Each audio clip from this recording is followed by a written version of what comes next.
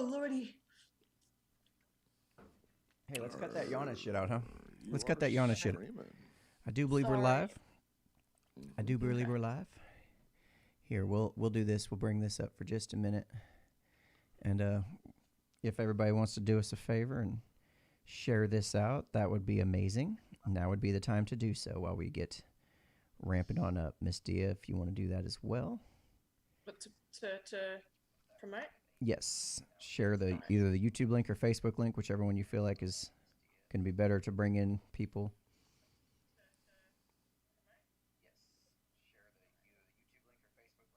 Or both, whatever. Whatever. All right. Da-da-da-ba. Ba-da-ba-da-ba-da-ba. All right. And we're doing this 10 days in a row. This is awesome. So just let people kind of shuffle on in here, and we'll see what kind of trouble we can get into today. Live now with Miss Beltran. I shared it to the group and to my page. I'm sharing it to Parler, and I'm sharing it to minds.com. Okay. Parler and Minds. There we go.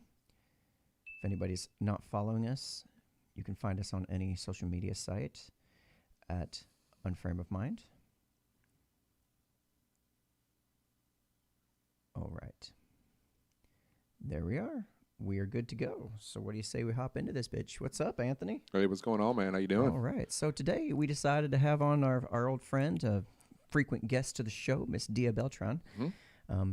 We're going to catch up with her and see what's been going on in Aussie land over there. And we got a pretty important topic we want to talk about today, as far as, when is it okay to jump into some situations to help your friends out, and when is it best to just stand back and mind your own damn business? Mm-hmm. Stay tuned for that on the Unframe of Mind show. You're listening to the Unframe of Mind show, the place to have the most mind-stretching, unprotected, intellectual intercourse of your life. Your hosts battle the forces of evil by lobbing fiery balls of truth, reason, and evidence over safe room walls. Alrighty, and welcome back to the Unframe of Mind show, where we have uncomfortable conversations without a condom. I'm your host, Daniel Wagner. And I am host. Anthony Trawick. Another host. Just another host. Just another one. Just another notch on your belt, isn't it? Yep, absolutely. Right. So today we're going to have, like I said, Miss Dia Beltran on the show, and we'll go ahead and bring her right on in right now and introduce her to the Unframe of Mind show. What's going on, Dia? Hey, how are ya? We're doing just fine, and it appears we've actually managed getting our slight lag issue handled. We tried a different program today, Zoom, and it seems like everything is a little bit better synced. We had about a 2-second delay before that was irritating us all get out. So I suppose we'll jump right into what we got going on today. And hey, you know what? For the folks of you who have not met you yet, if you want to tell people a little bit about you and what you're about and where they can find your stuff and that kind of thing, and then we'll jump in. That's you, Dia. Sure. Well, I'm Dia. I'm an Australian YouTuber who focuses pretty much on like the upside down nature of our world today. I get to interview really great guests. I don't know how or why I managed to get them, but I do. And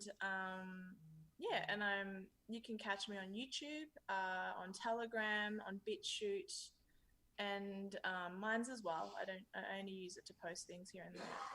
And also there's 2 new platforms that I'm on. One is Resolute TV, and the other one is Rational Rise TV. So those are all my platforms that I'm right on. You're actually okay. Tell me a little bit about this Resolute TV. I've seen you posting some clips about it, and tell me about that. What is that? Resolute TV is the conception of a friend of mine. He's a libertarian, and basically it's not a political show. It brings on all different elements. We have an MMA fighter. We have the guy from the United States. He's a libertarian candidate for the presidency. His name is, I forget, Dan Taxation is Theft Berman. I think that's his name. It sounds about right. No, I don't. Yeah. I don't recognize that name. I don't either. No, that's okay. So he's on the show, and the show is structured in a different way. When normally, like most shows are like you talk to a person for an hour or two, this show is like pre-recorded in that we've interviewed everyone, and so we have 8 minutes, 8 minutes, 8 minutes with all these different people. So it's kind of cool. It's like just when you're getting into that interview, here comes another interview with a different person. So it's kind of different. Yeah.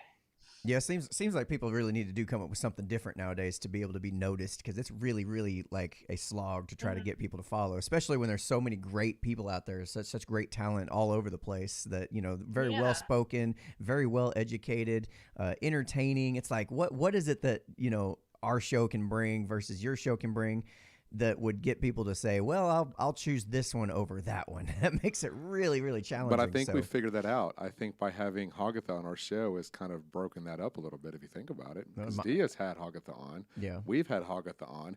And I was telling Daniel this afternoon, Hagatha has only been on 2 shows since she's been on social media last year. And that's been our show and your show as well. So it's, rather interesting. It does break up that monotony of always having serious conversations. Then you get in something that's completely in left field, no pun intended, and it just really kind of just opens up a whole range of different topics. So yeah, that does definitely help a lot, having a range of topics. So far as your actual channel, what's the news with that? How's that been going for you?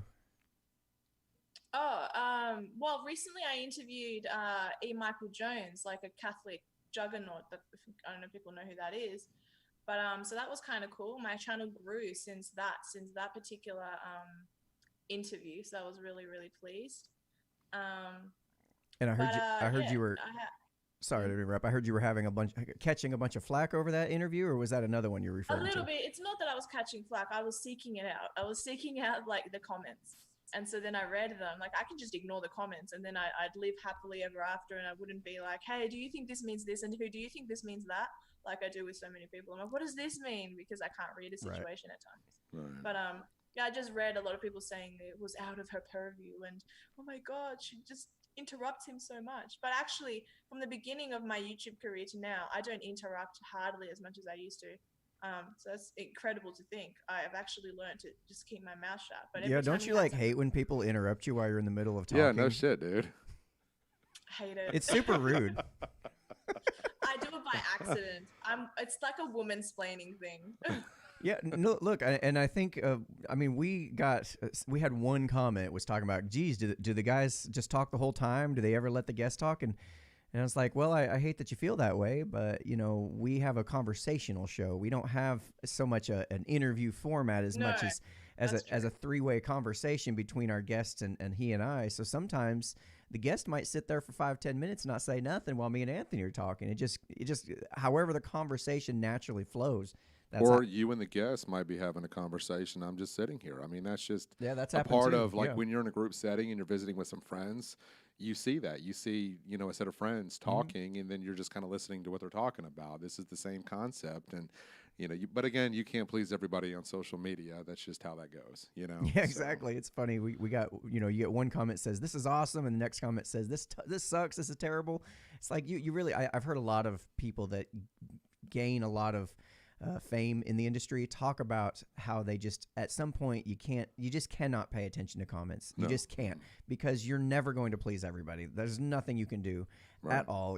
And if you sit there and focus on the negative comments, that's not fair to the people that leave positive comments, that love you to death and want to see you and subscribe to you and they're rooting for you. That's not fair to them if you're giving that much mental energy and mental space to the haters and none to them.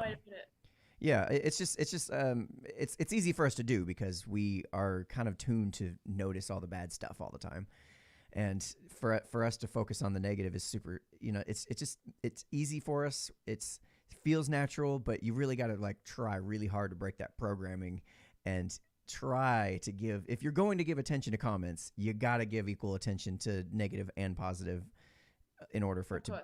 Or don't focus on it at all and just do the show and then just let the cards fall where they may. Exactly. Exactly. I mean, that's really, to me, I don't want to find myself looking over to one side where the comment section is, and then I'm not paying attention to the guest, and we're not having that conversation because that's what the show's about. So you don't want to let the comment section kind of run the show for you. You just want to continue on like you're doing. And, I mean, for us, we have gained some popularity here recently, and something I noticed like last night when we had Kitty on, I was watching the comments section. I mean, they were just coming in left and right, but then I was just like, I went back and watched. I was like, I need to quit doing that. I need to stop watching the comment section. Yes, they're good. Yes, they're bad, but you've just got to divert your attention on that guest that you're having currently on the show. So something I have noticed about your show, Dia, over time is you are actually improving quite a bit. I've noticed you've gotten more comfortable with talking to people. You've gotten your setups different. You've become more comfortable in front of the camera, just being there and talking to people, and you have improved. So I mean, that's all you can ask for, honestly. I mean, you go back and watch an earlier episode of either one of our shows, and both and we're sitting there going, "Wow, that's so bad." It was pretty awkward my first few episodes. Yeah, I think you could tell I was scared. Mm-hmm. I don't feel like you guys have changed. I mean, obviously you have a new human, but the previous human and yourself, like, you still had the same rapport. Yeah, I think so. I notice a lot more than I think most people would in terms of how, like, the way I talk or the way I'm processing thoughts or the way just stuff like that. It is an improvement, and it's actually been a great help to talk to other people, to kind of get a way of bouncing off of them and feeling out that flow. And you notice that, like say the Joe Rogan experience, you can notice from his earlier episodes on, you can tell that there's definitely an improvement. Everybody goes through that process, I think. Or growing pains, yeah. Right, absolutely. So I wanted to ask you about this video you had come up. I know everybody's been talking about coronavirus, so I feel like we'd be kind of, we should probably at least mention it. And no, especially, mention it. That's fine. It's just I've done 2 videos on the topic, but I have never spoke about it live. Keep going. Right. So you did put out a video recently about what questions we should be asking. I wondered if you could kind of bring some of that to our viewers as well, because I feel like just based on the first little bit I watched, I haven't had a chance to watch the whole thing because I've been super busy, but the first little bit I have watched, it seemed like you were kind of like, okay, this is serious, but we need to be asking some questions, and here's why. So maybe you can give us a little bit of detail about what that's about. Yeah, well, the premise of that video was to be completely different to the previous COVID-19 video that I did. The previous video I did was called Coronavirus and the Stupid.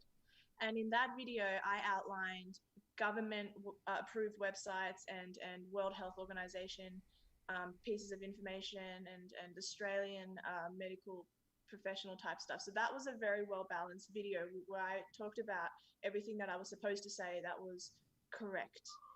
So with this video, I went more for a grassroots method, and I sought out alternative sources. And so for the current video, the questions I asked were things like, how many, how much is this affecting hospital staff? How much is this affecting hospital staff? And then you see the car parks are completely empty by the one source that I used, which happened to be an individual living in Chicago who went to the car parks and saw that. And then I looked up information that the COVID-19 has been declassified, and rates alongside SARS and MERS. And so that's information that hasn't been let out. I used Dr. Oz from the Oprah show. Dr. Oz talking about the right foods you should be able to eat that fights viruses. I spoke about how the media hype, like I asked a question like, does the media hype affect people or something like that? And this woman who is a hospital medical staff member saying, I'm getting more phone calls not regarding corona, but regarding the hype. People have high blood pressure based on what they believe from the media. And then I also added, like, can you believe the media? Because the media is showing footage of an Italian ICU. Yeah, we've seen that. And so I asked these alternative questions that I think people should be asking at home, because can you trust, and one of them was, can you trust the statistics being, put forth? And so this Aussie guy, who's not a mathematician or anything, said that they are that the numbers of they're not comparing the way they're doing the statistics is that they are scaling them to themselves rather than to the overall population of the United States. So if you scale it back to itself or something like that, you're going to get these bigger numbers that show all these deaths. But then if you compare it to the actual population of the United States of America, you'll see that it's actually 0.1% of the population that has coronavirus, rather than scaling them back to themselves. And so they're not real sources in that they are, peer-reviewed papers and all that kind of stuff. I copped a lot of shit from this one subscriber that really hates me. I don't even know what her issue is with me. It's really funny. It's quite amusing. But she wrote something like, "You are so stupid. This and that. What your journalism is lazy." And I'm like, I don't really know what you're talking about. The purpose of my video was that it was not supposed to be usual sources. And if you are right wing and you think I'm making your right wing folk look bad, which is one of the things she said, I was like, well then, make your own counter video. Like I know what the purpose of my video was, and it wasn't to rely on mainstream media, which she clearly does. You weren't necessarily trying to have a completely thoroughly sourced documentary on the subject. You were just trying to kind of ask some questions. This is the kind of the gist I got of it. Just these are things that we need to be, as citizens, we need to be. I didn't even say I believed it. I didn't even say I believed it all. I just said, hey, check this out, this is interesting. So, yeah, that's funny, man. There's things like that all you're doing is just asking questions. And if you even question the idea that the government has told us we have to all stay locked in our homes, why? What's the numbers actually look like? How's it compare to other diseases? Like, these are questions that people should just naturally be asking. But then you try to post it online and people kind of, jump down your neck over, why are you even asking this? Are you trying to kill people? Are human lives not that important to you guys? It's like, holy crap, man. It's like, y'all need to calm your tits, man. I mean, we're just asking questions. That's all we're doing. We've done a couple episodes so far about government overreach, things that our government is doing in different areas to try to take advantage of this crisis. Has your government overreached? Oh, absolutely. We've done 2 episodes already, just on different articles detailing the different approaches they're taking to it. And I've actually got about 3 more links for a third one that will be coming up later this week when we do a solo show. It's nonstop. They're just going to keep on. And as long as people are in their homes, not asking questions and too scared to even question the narrative or question, maybe it's being overblown a certain percentage. Like how are we ever going to fight back on this? It doesn't make any sense to me. I don't know. It's scary. Are you a libertarian in your thinking? Not in your title? Not so much. I'm kind of like mostly libertarian, I guess. As far as what do you mean? I only ask because those who identify with the political compass or whatever. It's funny to me because I know several conservatives, a title I no longer espouse myself, but I know a lot of conservatives and a lot of people who lean right or right wing, all of that, and many of them are saying we need the government to be more strict because this person's coughing and this person's this and this person's that. It's really become a police state. And in my state of Victoria, I'm currently living in New South Wales, but in Victoria, this girl went for a drive with her mum just because she's on her L plates. When you're on your L plates, you need to log the hours so that you can get on your P plates. I don't know. I don't know what that means. You just lost me at L plates, P plates. I don't know what that means. L plates means learner. Oh, permit. So when you're 16 and you're learning how to drive in Australia, okay, you have an L on your car, so everyone knows when you're driving you are a learner. Right. So permit, and then you log the hours. I got you now. And when you acquire your first license, you then get a P for probationary, and then you're on that for 3 years. And then you have to have that. That P has to be on your car, otherwise you get pulled over or something. Okay, cool. Okay. I didn't know that. That's an interesting way of doing it. But so they're out driving, trying to log the hours. Yes, and a cop came and pulled them over, and he said, "What's happening here? Is this essential?" or whatever it was he said. And they said, "Well, I'm teaching my daughter how to drive." And then he fined them $1,640, and they received so much backlash. The cop got so much backlash from the media and the people that he had to take it back. But essentially, that's what's happening in every state. Like, there's so much government overreach, like what you were saying. Yeah. A lot of happy cops with their authority being wankers. Yeah.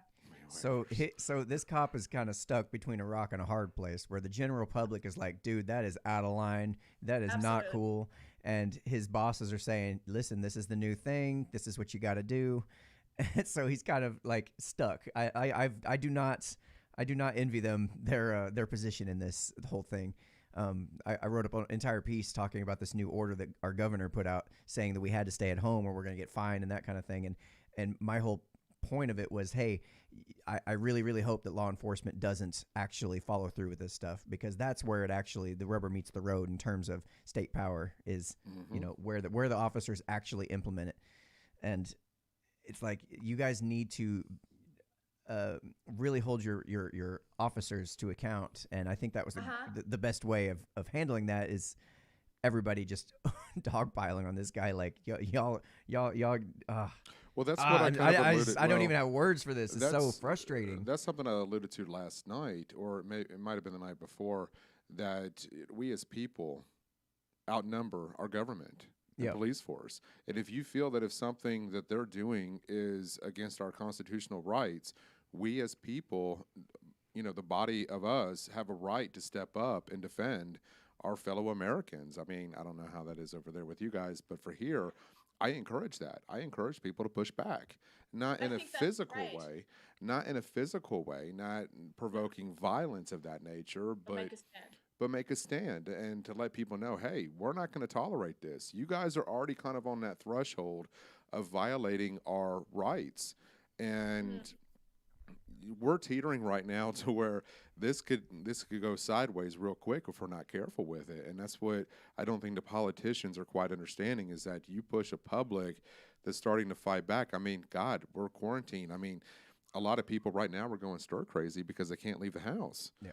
And people are getting aggravated and they're ready to get out and socialize and go places. So you're telling me that the only people that get to go out are the people that can afford the fines. Is that what I'm to understand? I leave the house every day. This rule is for the rich.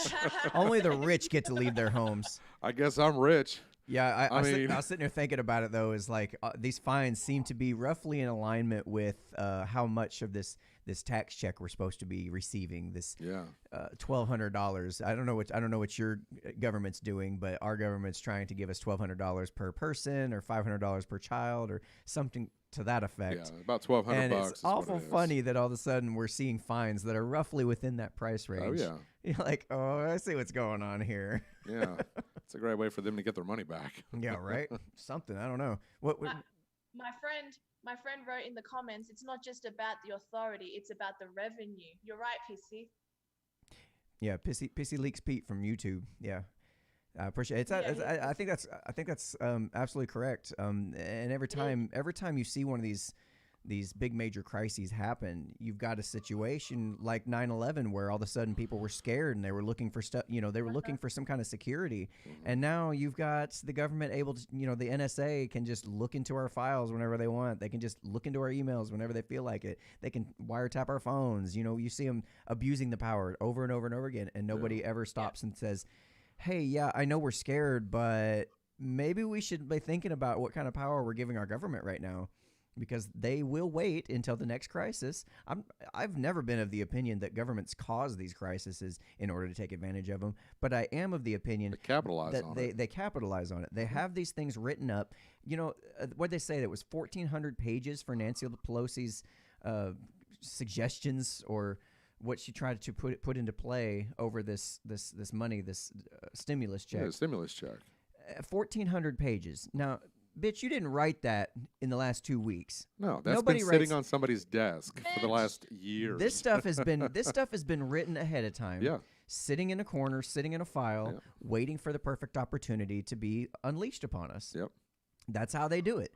They're not smart enough, I don't think, to coordinate these massive conspiracy-style attacks on our soil, but they definitely do understand the value of patience, of taking your time, taking away people's rights, inch by inch, millimeter by millimeter, or y'all centimeter by centimeter, I would say. Yeah. I understood millimeter, bro. Well, that's closer to an inch than a millimeter is. Anyway, inch by inch, millimeter by millimeter, they sit there and take our rights away very patiently over time. They do. And it's almost like they'll take 2 steps forward just to the point where people get super angry about it and they push back on it, and then they just back it off a little bit. Yeah. And then they wait. But they make it. The next crisis comes. They do it again. They do it again. Here's the thing, though, is how they've gone about doing it. They make it either they put fear into your eyes, or they make it sound like it's rainbows and butterflies. That this is, this is great. You get to stay home and spend time with your family and things you haven't done, and that's fine and great. But that's us giving the government the opportunity to see how this is going to play out. Right. So in the future, when something like this happens again, they already know the lines that they can push. And what's it not to say the next time that something like this happens, they want to push those lines even further. And this potentially, what we're going through right now can be disastrous if the government is not careful how far they're reaching out right now. I don't know how it is over in Australia, but I know here in the States, they're doing a lot of things that I just necessarily do not agree with. You are violating our constitutional rights. And I don't think a lot of Americans have thought that way. So how are they handling it in your neck of the woods? Well, Anthony was saying that he reckons that Americans should sort of stand up and not be physical or anything like that. Australians are too complacent. That's a Americans, nice word for yeah. lazy, I think. I feel like Americans are a little bit more aware of their own constitution, what rights they have. Australians don't really know what rights they have. They are allowing and permitting the government to take away their rights bit by bit every single year. It was just before the whole pandemic occurred, they had agreed I think it's Australia-wide, that you are no longer allowed to carry $10,000 of physical cash on you. So you can go around with $9,900 on you, but if you have $10,000, say you want to put a down payment on a car, you're not allowed to. It's like, why? How does that affect you in any way, shape, or form? Right. It's like something tiny to that element. It doesn't sound like a big deal. So I'm sure people are like, oh, that's fine because most people aren't rich. But that's a right being taken away. That seems suspect to me. That would bother anyone. And it's an arbitrary number. It's a completely arbitrary number. Yeah. 10,000. And they've already done that to us too. By the way, we can get. Have they? Yeah, that was done years and years ago. I don't even remember a time before that. That was done in the last year, I think, for us. Oh yeah, wow. So usually what it is basically they use that as evidence against you to suspect you of dealing drugs. Or money laundering is what it is. Or money laundering, or if you have that amount of cash, you're obviously up to no good. Yeah. Really? Based on what? I don't know. It's retarded. I hate dogs. Oh my god. You hate dogs. Oh, Silly Redhead says Nancy Pelosi is a disgusting old hag. Yeah, I'm going to need to see some sources on that because I don't know. Well, she is from California, so I think that's about all the source we need from her. Yeah, I'm going to need to see some kind of definitions. I'd like to introduce everyone to Trump.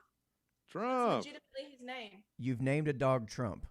It's not my dog. I don't like dogs. He's got better hair than Trump does. Wow, that's insulting to our U.S. president. No, it's not. This dog's awesome. It says the president. No, you've leveled. You've compared our president to a dog that sniffs other dogs' sniffs other dogs' asses. They probably make a lot of noise. They probably pee on the floor. And then you have the dog, Jesus, man. That's mean. See, now you're being mean to me. Wow. Yeah, we're definitely on some kind of government watch list at this point. Dude, we've been on their watch list since we've had Enrique Tarrio on this show. Oh, no shit. Are you kidding me? No shit. So yeah, that's just I'm just curious to see how different localities handle this thing. We've got our governmental federal level, and then we've got our states level where they're handling it differently in different ways. And to see, every state is different. Mm-hmm. Yeah, and the whole idea of having states is supposed to be like an experiment. Each state is supposed to be its own experiment on how to handle things, and then other states will kind of see what they're doing, and then include those new laws or those new ways of life into their thing if that's what they feel like they need to do.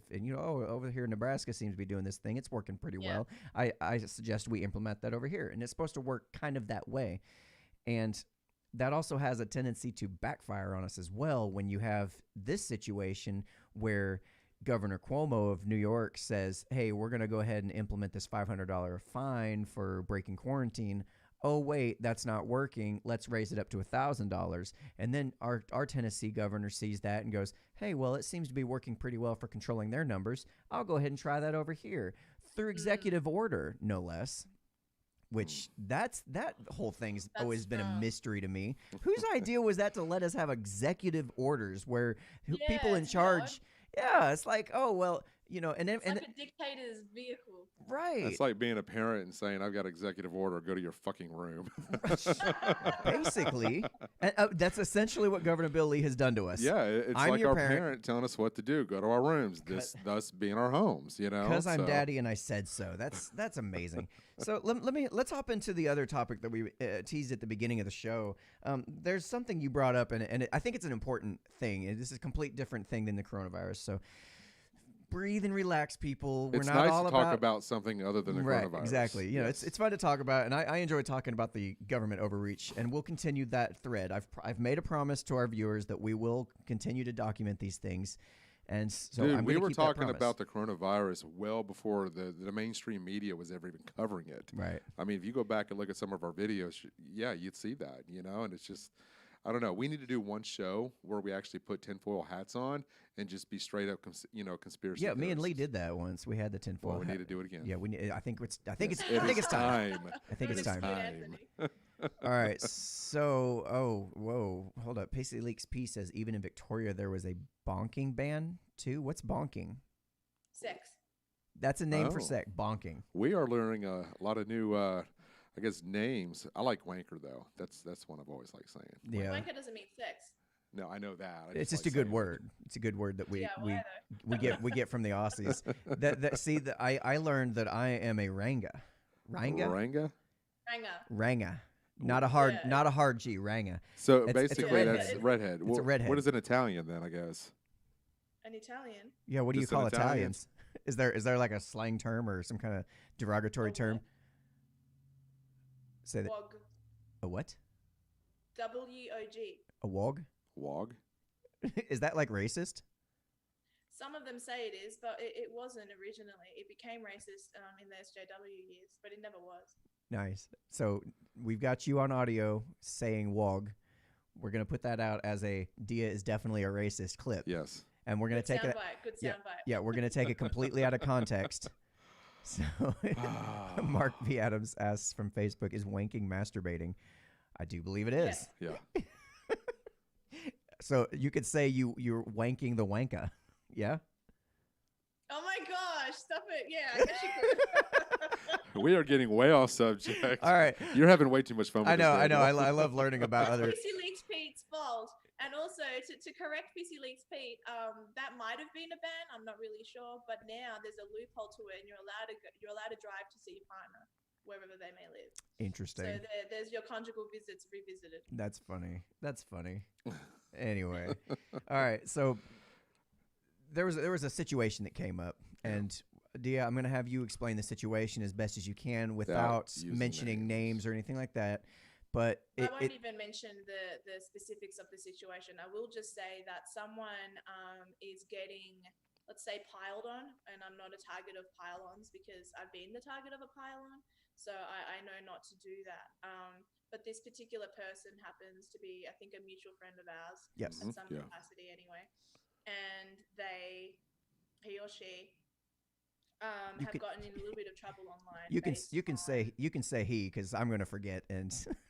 Well, you can explain the situation without giving the search, the hashtag search, and the name, obviously. So just to kind of fill the audience on what's going on. Back away. I mean, it's hard for us to really have this discussion if we don't know a little bit of the ins and outs of what's been transpiring, I guess, online. Well, yeah, I'm too scared to give any specificities at all. But I will say that this person is a little bit of an introvert. Go away. is a little bit of an introvert, and lives online. Like their life is go away. Their life is go online. away. Sorry. Oh Lord. Very much an introvert, has no real friends outside of outside the internet, and so oh my gosh. You were having a hell of a time over there. Yeah, he's just annoying me. Are you saying Trump is annoying you? Yes, Trump is annoying me. But yeah. That's the beauty of live shows, man. You never know what you're gonna run into. Yeah, it's a beauty of a live show. He's cute though. Do you need to go like? So so this individual has spoken to different age groups, and one of the problems is that when you say something that you don't mean to and it comes across the wrong way, then you can create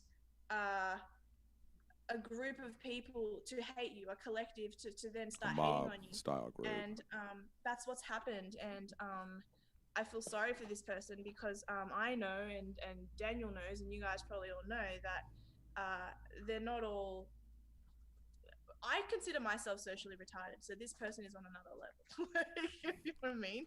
It's just unfortunate that people don't see that, and they prey on that situation to make themselves look to make themselves look like victims, and then that they are clout chasers, and it really bothers me. Basically, the gist of it, what I need people from that are listening right now is the gist of it. I gave as little as I possibly could. Right. Yeah, I'm trying to give a little more gist of it, so we get it. You know, it's very vague, right. And we're trying to be vague, but also specific at the same time. But the basic gist of it is there's a social media mob piling on somebody who they disagree with. So they looked for some little specific thing that could be misconstrued or misrepresented or whatever the case is, and use that as ammo to try to get him kicked off of social media, try to basically ruin his life.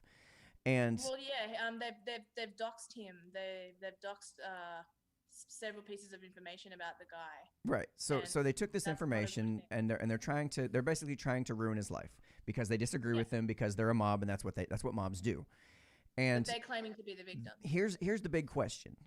You ended up getting involved in some capacity and tried to kind of defend him as a friend. You tried to jump in and say, "Hey, this guy is not what everybody says he is. This is not true. This, here's some evidence for." And that's the kind of that language. Right, and then all of a sudden, what you found happening is the mob turned against you and started. Yeah. So you ended up, as a reaction, ended up starting to block everybody involved that was talking shit about you.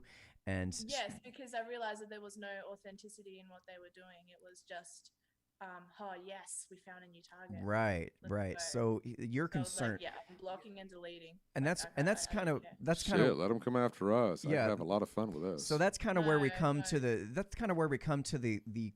question at hand, and that's what I wanted to really discuss is what point, like when is it like time or okay or necessary for you to step in and help a friend out who's in trouble versus when should you probably step back, self-preservation mode, handle your own business, mind your own business? Well, it depends on the situation. Our audience doesn't know what it is. Well, right. That's what I'm saying is, in general, a lot of people don't know. Like they feel like, should I have jumped in and helped? That was your question to me. You weren't even sure if you really should have put yourself in that position. Okay, well, our audience is probably lost because they don't know what we're referring to. Yeah, that's why I went through and just laid out the basic. I don't want to get in trouble for outing anyone, so right. Don't mention who it is. No names, just. Yeah, that's why I went through and just kind of packaged the whole kind of general gist. Friend in trouble, friend in need, getting piled on. She's wanting to jump in and help. Not sure if she should or not. I'm just looking at this from the audience standpoint. They're trying to figure out what's going on. Right. I think we're being very, very vague. No, right. no, we have. No, I think I've done. No, that's fine. Really good job summarizing. Right. So that other people know what they need to know. I'm not trying to do this to get the person in trouble. This is just to kind of get more of a raw, basic idea of what this has been about. Oh yeah, no. The whole question, the whole question I had. Yeah, the whole question I had less to do with the specific situation. More or less of if you should get involved or not. More about, in general, what are some things you should kind of use as guidelines to tell yourself whether or not you should get involved in a situation similar to that, but, whatever the situation is. Right. So. Selfish as it is, though. I'm thinking self-preservation is probably important, and that I should have just been there like I had been already behind the scenes, because by getting involved, um, you risk these things coming back at you later. But you guys have reassured me and made me feel better that that's unlikely, because I only had less than an hour of involvement. I blocked and deleted, and they'll probably just get tired and move on. So that makes me feel better. Yeah, so when you asked me that, a couple things came to mind. Is, you have your principles, basically. If you feel like your principles are, under attack, so let's say you've got this situation where your friend is actually being physically attacked. Do you jump in and help? Absolutely. Or do you focus on self-preservation? No. I think it all comes down to like a calculus of, okay, these are some things that I hold near and dear to my heart. I'm going to be a champion for these causes, and I'm going to involve myself in them no matter where they show up. Versus, is this something that I need to involve myself in? Do I feel really strongly about these things? Is it worth the risk that I put myself in? You got to do a calculation almost. Well, here's the thing, though, Daniel. Like, if I'm seeing something physically happen to you, I don't have all that time to think about those things. My natural instincts are just to do it because it's the right thing to do. If I see you getting mobbed, like physically hurt, I'm not going to stand there and think about if I should do this or not, or self-preservation. I'm going to jump in and I'm going to get these fuckers off of you. That is just the animal instinct in us to protect the ones that we love and care about. Yeah, I feel like that's why Dia did jump in, because she's a very caring person and wanted to alleviate the struggle of her friend. Is that fair to say? Yeah, but it ended up making that person more concerned about me, because now they're like, I told you not to jump in, and now I feel bad for you. And I'm like, yeah, that's true. Like, now did he already say don't jump in? I've got it. Don't worry about it. And you ignored your friend? Sometime earlier, yes. Like Dia. That's what I've learned a lot about, is that you're just kind of that person. I mean, you do have a great heart. I know. You do have a great heart, and sometimes you do kind of overstep your bounds. But I understand why you do it. And sometimes that's what Daniel was just saying. Given the situation is not a physical aspect, but more or less an online situation, that's where you kind of have to step back, take that process of what you were talking about, and say, is this something I really need to get myself involved with?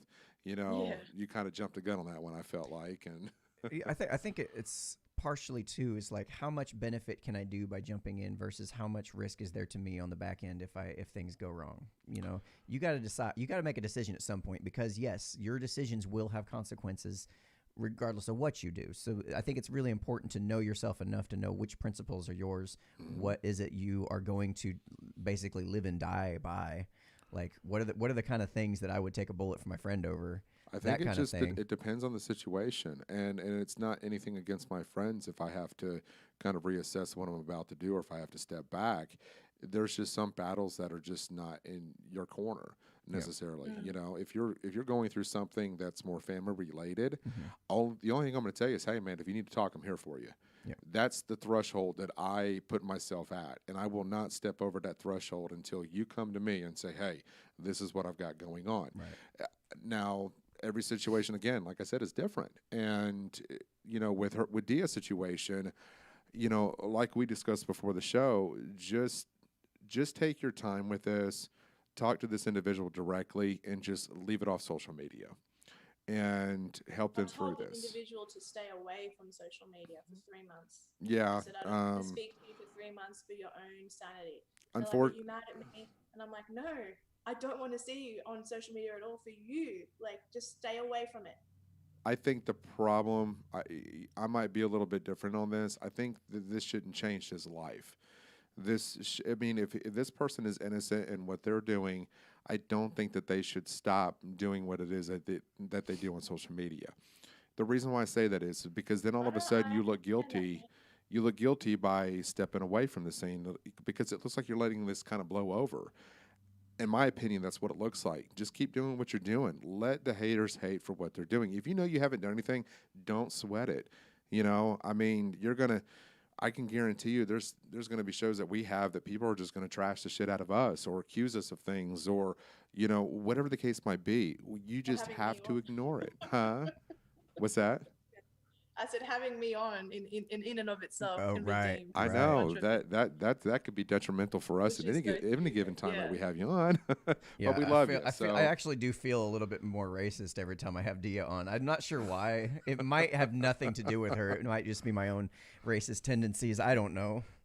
oh jeez. No, like I said, I think this person should not stop what they're doing. That I mean, I if you want me understand to that be straight, perspective, but the thing is, they live online.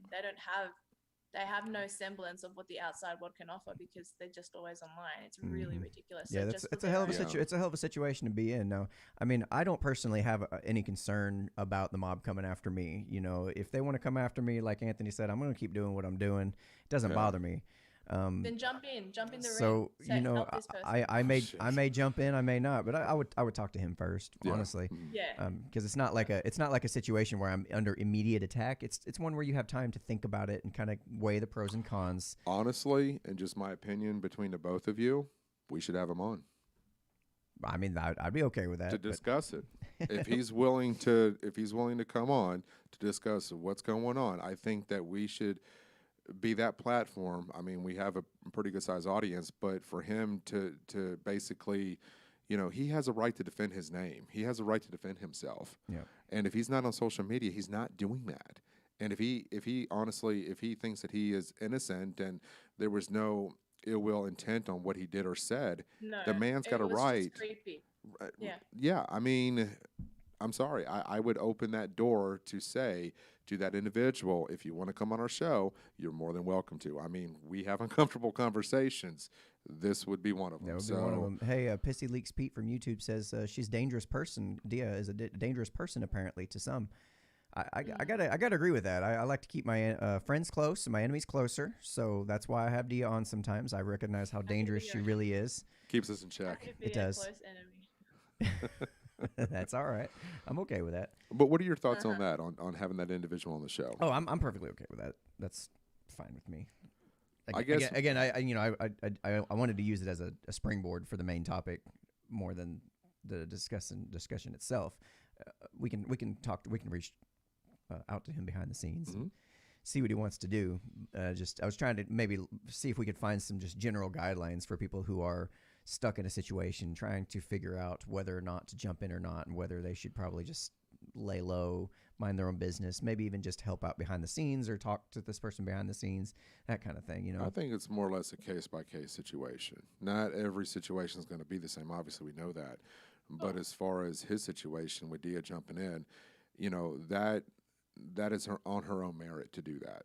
Yeah, As a friend. I don't necessarily have like a top 10 list of guidelines that you could work through to figure out this. This is just a question I'm asking and putting out there. I'm in the process right now while we're talking in real time, trying to think of, okay, what would I do in these situations? What would be my own checklist of sorts? What are the things that I would go, okay, well if A, if B, if C, then I hop in. You know what I'm saying? That's kind of what I'm looking to you guys for, is to try to see, you know, how do you guys determine whether or not to jump in, how to, you know what I'm saying? Yeah, I think that you have to understand that there is the mob mentality that's online. We all know that it's there. But I think that what we need to do, or at least in my situation, what I would have done is talk to this individual behind the scenes, but also monitor the situation online and kind of see how it progresses, see how it kind of, you know, if there's anything that's going to come of it. Because like you said, if he's offline for 3 months, this may just blow over. But the thing that we've learned about the internet is forever. It is forever. And as soon as they see him come back on in 3 months, everything's just going to drum right back up again. It could. So yeah, there's the potential of doing that. Yeah. So Yeah. the best thing that I would do if it was me in a situation is just talk to this person behind the scenes, help them out as much as you can, and just kind of monitor what you're seeing online.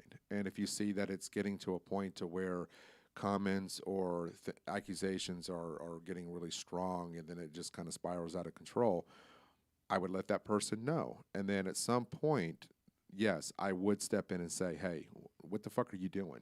You got your facts all wrong, you know, but you make that judgment call. We can't make that for you. I'm just speaking on my behalf, you know. So let me set up a completely hypothetical scenario. Okay.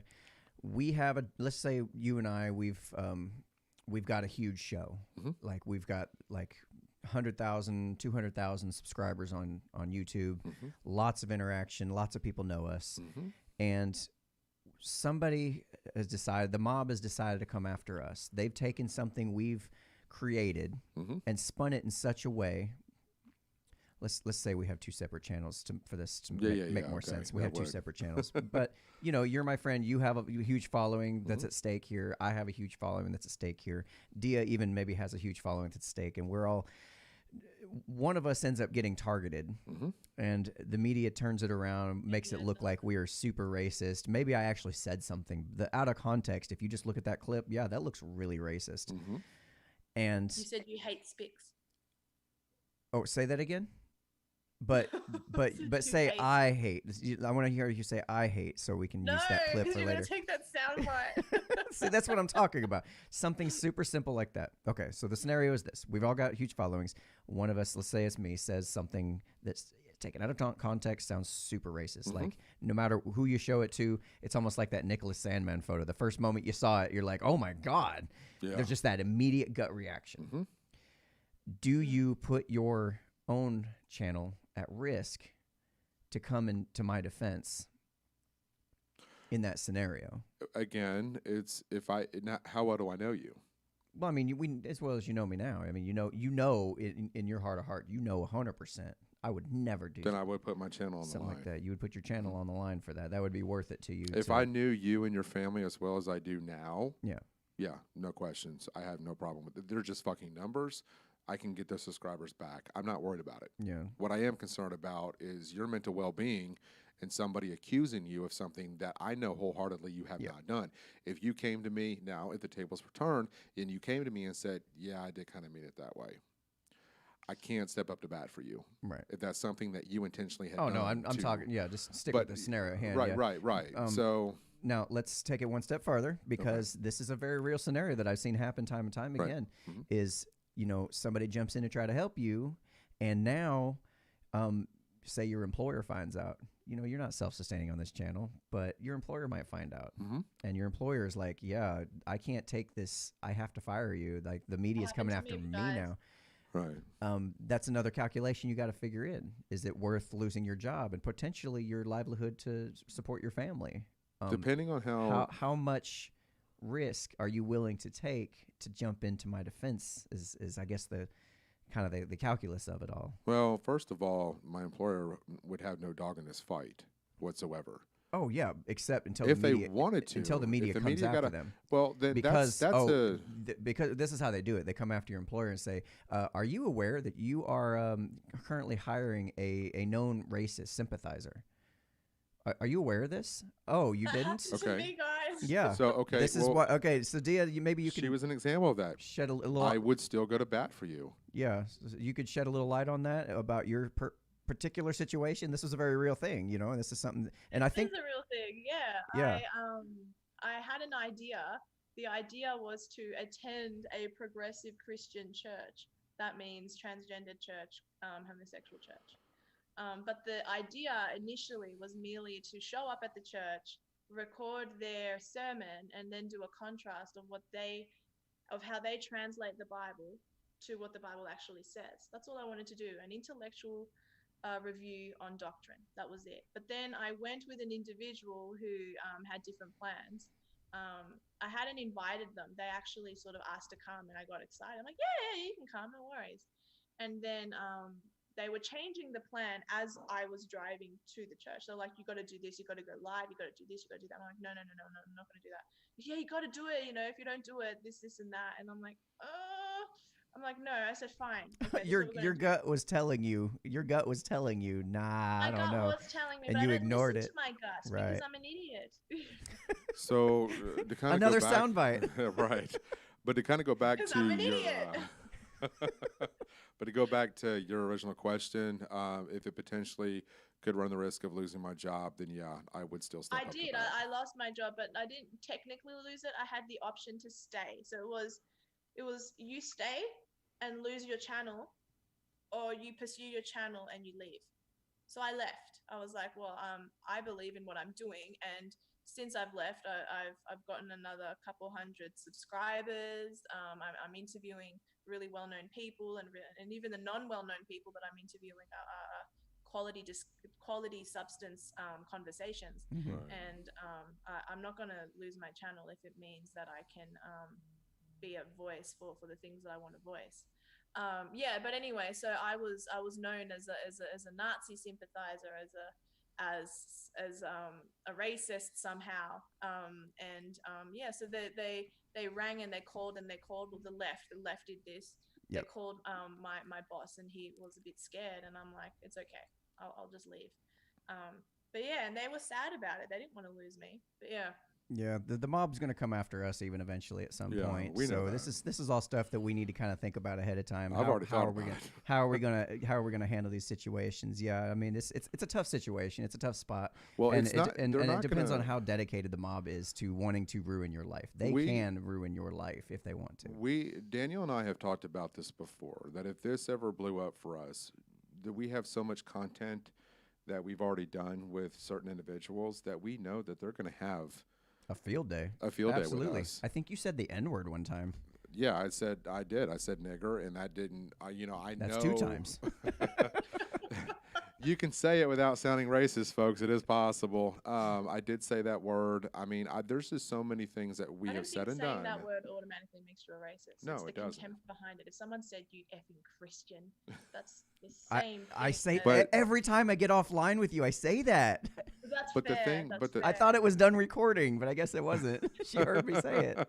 But the thing, though, is that we know that there is potential blowback for us. We're well aware of it, and I've always prepared myself as much as possible for when that time comes, because it's going to happen.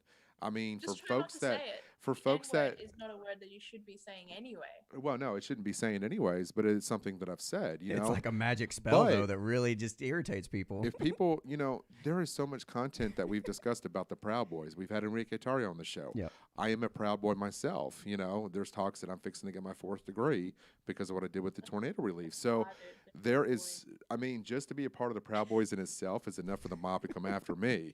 Should be But proud men. well, That's true. yeah, That's thank true. you. Yeah. But it's just they have.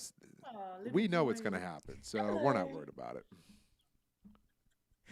She's done lost her mind. What's she do now? I don't know. She's looking at herself in the camera. She thinks she's pretty. Hi, boys. Oh dear Lord. Hello, boys.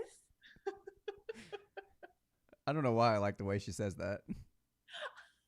Okay, you like some kinky shit. Wait, words? Words are kinky now? What? Boy, you kids don't know nothing. Kinky. I know what kinky means. Oh I dear thought you Lord. said something else. I'm not sure I'm comfortable with where this is going to end up going if we keep heading down this road. So I think that would be a good note to wrap up on there. I think we offered a lot of interesting perspective on the topic. So I mean, Yeah. it's, I think so. again tough situation. Well, Not a clear answer. Yeah. It depends on how risk averse you are. It really depends on how much you're willing to put on the line for these for your friends, and how much they're willing to accept of your help too. And that's another important thing that I think. Well, we'll try to get in touch with this individual, see if they would be willing to come on this show with us to defend their name, their situation, and we'll keep everybody that follows us kind of up to date with that if we heard back from him, and then we'll set something up. But for the folks that have never seen our show before, like, subscribe, Facebook, YouTube, click the notification bell so that way every time we post a video, skit, whatever, you guys get the notification for it. And then tomorrow night, Hagatha, who was recently in a feud, I wouldn't say recently, but in the past was in a feud with Dia, Hagatha is coming back on the show she'll be on tomorrow night. 7 p.m. And Central. 7 p.m. Central. And for those that want to see something different, well, come on over. Definitely tune in. So, Dia, before we log off here, you want to tell people where they can reach you for more of your content? Yeah. Subscribe to me or follow me on Telegram, which I use a fair bit, a lot actually. It's my new Facebook. YouTube, obviously.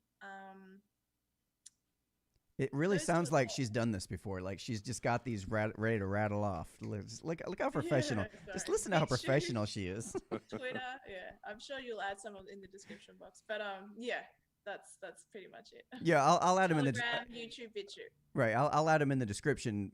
But also keep in mind this is a podcast, also. So most people listen to podcasts don't go look for those links on their own. Right. So they just require you to tell them where to go specifically. So anyway. Okay, follow me on Telegram under Dia Beltran, and YouTube and BitChute under Dia Beltran, Beltran.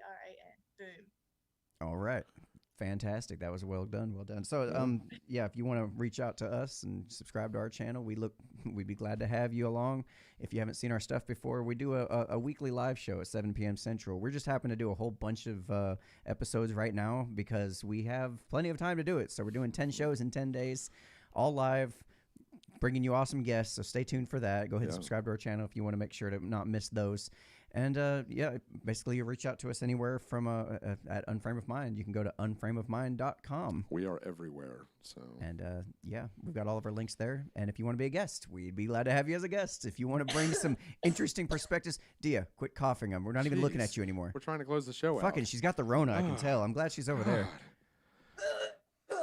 Wow. All right. All right, guys. So. I've been trying to come up with a closing line off the top of the head, nothing pre-scripted, that it just comes natural. So Dia, you want to give us a closing line? What do you think? Whatever comes to your heart. It doesn't even have to make sense. Diversity equates to adversity. All right. What do you got? Keep your pants right and your dick wet. You're just using the same old one. That's pre-scripted right there. I came up with that off the top of my head. Well, this head. All right. Keep your shirt tight and your panties tighter. There you go. I like that. That's pretty good. All right, guys. Not Have bad. a good one.